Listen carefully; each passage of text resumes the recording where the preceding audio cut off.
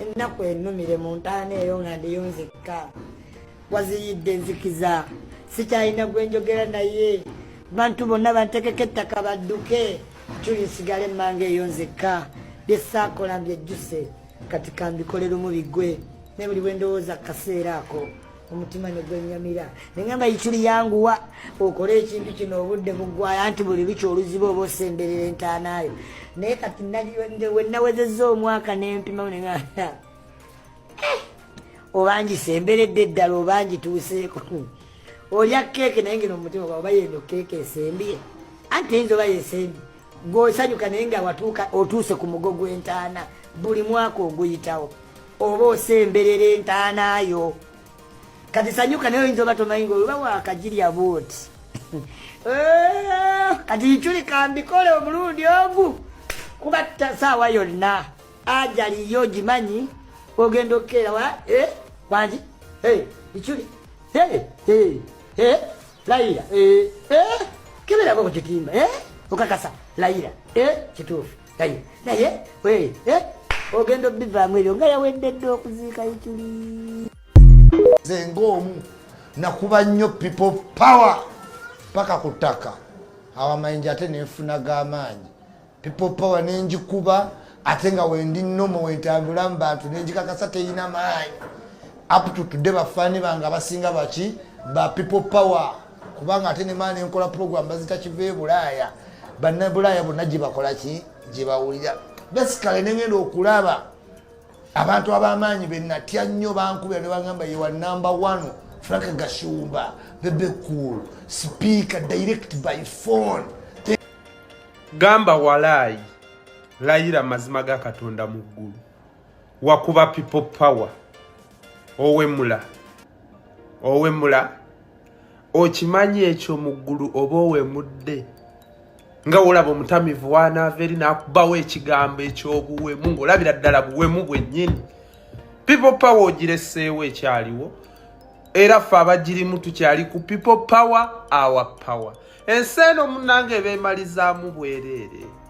weebale kuba people power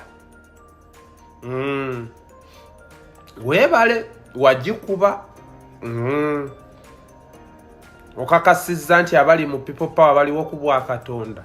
si ku bwa mmundu na ssente weebale kuba neera gikube weebale kuba people power ye kambuuze bano ab'amaanyi abakubira ababebe kuulu basipiika baani obakwata Isma tobanga olibaleka ku bluetooth yanyiza Kenzo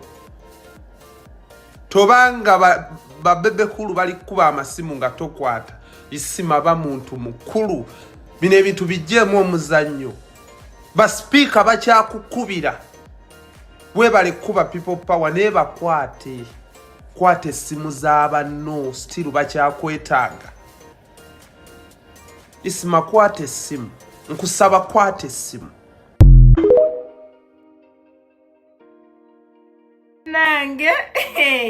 singa bakera ku macha ne bakubuuza nti munnaffe mukufa kwa Ichuli wayizeemu ki bannange nze mukufa kwa Ichuli ekintu kye nasoose okuyiga bannange abantu bamanya nti obadde wa mugaso gye bali ng'ofudde bannange bw'ofa buli muntu wamanya nti gundi abadde wa mugaso gundi abadde mukwano gwange wajjukira ebirungi bwe wali omukoleddeko bannange abantu basiima ng'ofudde nze natunuulidde abantu abamu batuuse n'okugjayo message za WhatsApp just batulage nti Ichuli abadde mukwano gwange nfanfe abamu ne bajja wano ne bakaaba amaziga naye nga Ichuli abadde mulamu nga teri navaayo mukolera video nti munnange Ichuli nze gwolaba wano nkwagala nnyo nga bamunabamu natunuulidde muna Ichuli yamukolera live n'agamba mwana oyo bannange omwana mumuleke omwana ali ku bugubi bikoze bitya muna tayanyega kigambo kyonna yadde okukolera video nti oba munnange ssebo webale kumberera wa kati yafudde najja mu kamera n'akaaba n'aleeta video simanyi bikoze bitya video za muna tekuli Ichuli yadde naaka naye yamaze kufa n'alyoka ajjukira kyokka nga ne baddoniza we bali abalamu bamubeererawo naye yabeeganye yagambye nga wamanyi Ichuli bannange abantu basiima ogenze buli omu najjayo obufaananyi